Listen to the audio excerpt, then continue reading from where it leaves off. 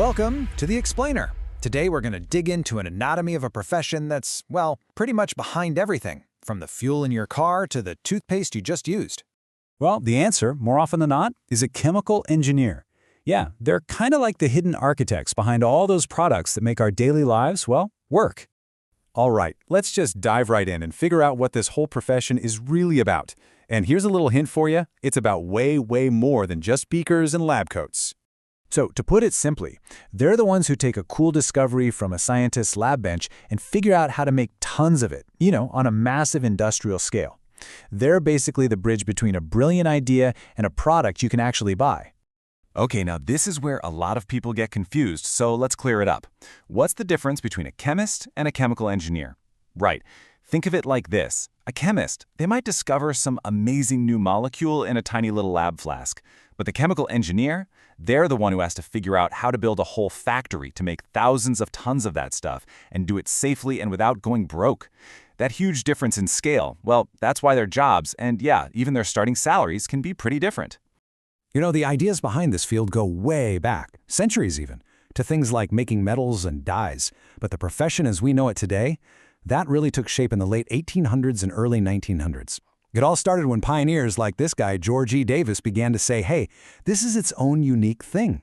And that led to creating official groups like the AICE in the US and the ICOME over in the UK. So if these engineers work on everything from medicines to plastics, how in the world do they organize all that work? How do you even start to tackle these huge challenges? Well, one of the best ways to get your head around it is with a really simple but powerful metaphor.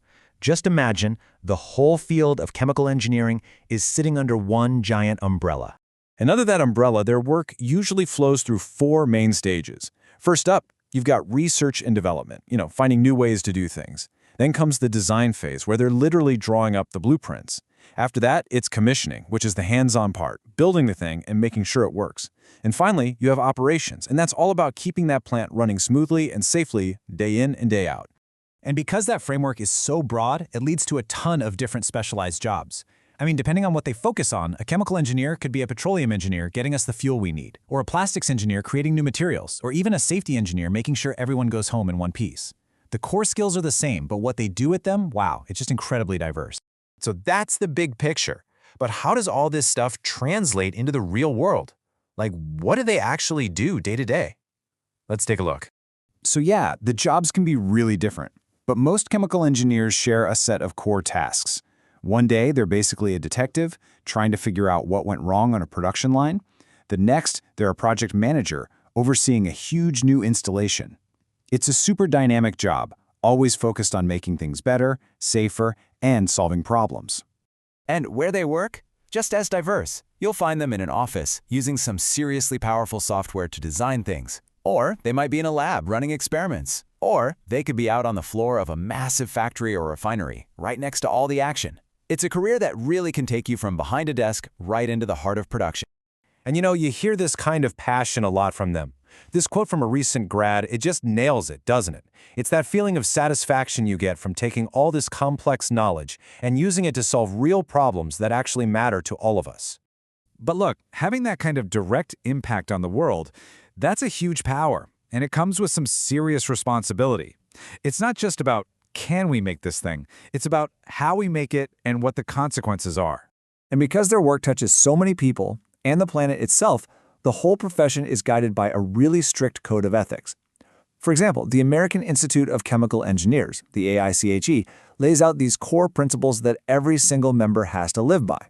And right at the very top of that list, the number one, most important, absolute top priority is this: to hold paramount the safety, health, and welfare of the public and protect the environment.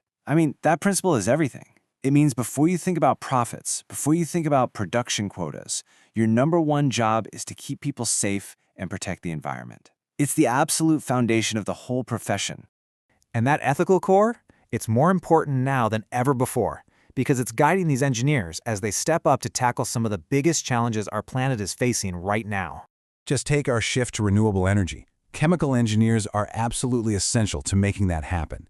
We're talking about people who are developing solar cells that are way more efficient, designing the next generation of batteries to store all that power, creating clean biofuels from things like algae, and even figuring out how to literally pull carbon straight out of the atmosphere. It's amazing stuff. And it's not just about changing what they make, but also how they make it. They're bringing in artificial intelligence and machine learning to build these incredibly smart factories.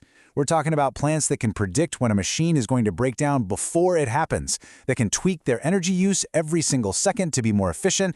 It's all leading to processes that are safer and more sustainable than we ever could have imagined. So, from the medicines that save our lives to the clean fuels that will power our future, their work is constantly shaping our world. They really are the inventors, the problem solvers, the builders of tomorrow. Which leaves us with one final big question to think about.